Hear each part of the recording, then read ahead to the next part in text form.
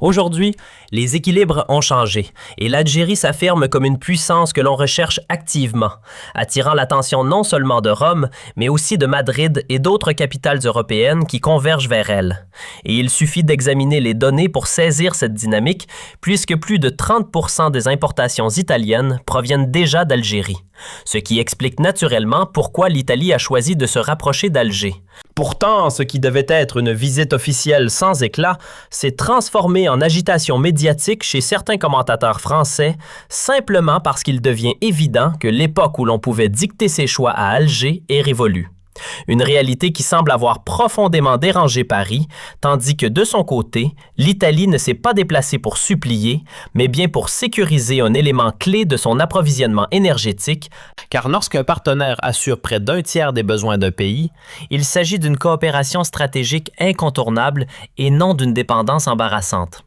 Et ironiquement, la France elle-même reste liée à cette réalité énergétique. Cependant, un paradoxe frappant persiste, puisque certains discours médiatiques continuent à tenter de minimiser le rôle central de l'Algérie, comme si le fait de la rabaisser pouvait dissimuler une dépendance pourtant bien réelle. Qu'est-ce qui a changé?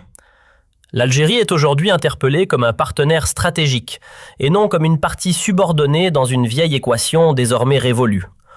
Le paysage géopolitique du bassin méditerranéen connaît une reconfiguration radicale des rapports de force, où l'Algérie a émergé comme un acteur incontournable de la carte énergétique, particulièrement avec les tensions croissantes au Moyen-Orient et leur impact direct sur les chaînes d'approvisionnement mondiales. Alors que la visite de la présidente du Conseil italien, Giorgia Meloni, en Algérie était prévue de longue date, les développements dramatiques dans la région du Golfe, et plus spécifiquement ce qui concerne le secteur gazier au Qatar, ont donné à cette visite un caractère d'urgence et une importance stratégique suprême. Aujourd'hui, les équilibres ont changé et l'Algérie s'affirme comme une puissance que l'on recherche activement, attirant l'attention non seulement de Rome, mais aussi de Madrid et d'autres capitales européennes qui convergent vers elle.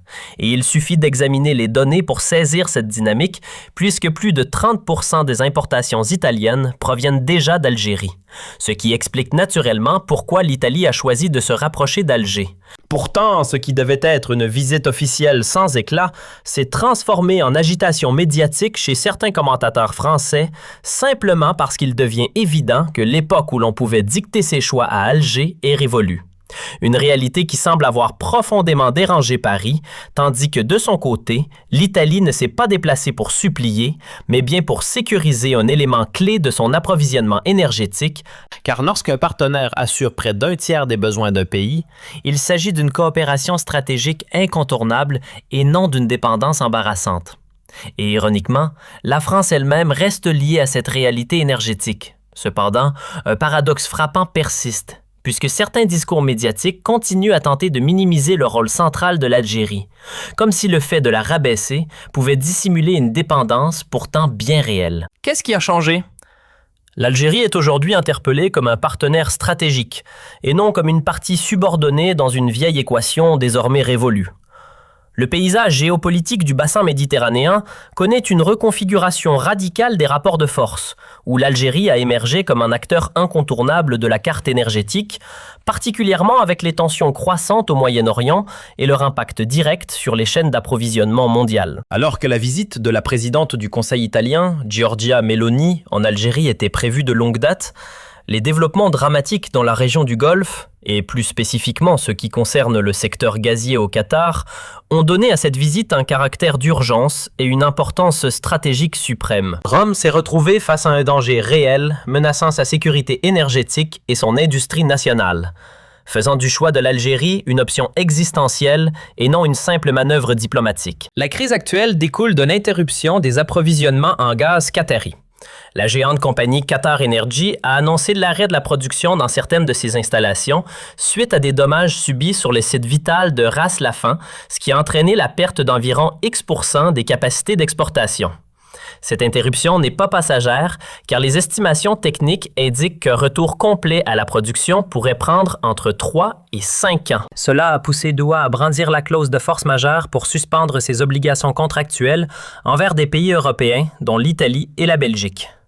Pour l'Italie, le gaz qatari représente environ 10% de ses importations totales. Et au-delà du chiffre, c'est l'entière dépendance de l'industrie italienne et du réseau électrique vis-à-vis du gaz importé qui est en jeu. Tout manque d'approvisionnement s'est traduit immédiatement par une crise économique et sociale étouffante. C'est ici que l'Algérie surgit comme une véritable bouée de sauvetage grâce à son infrastructure prête et sa fiabilité historique.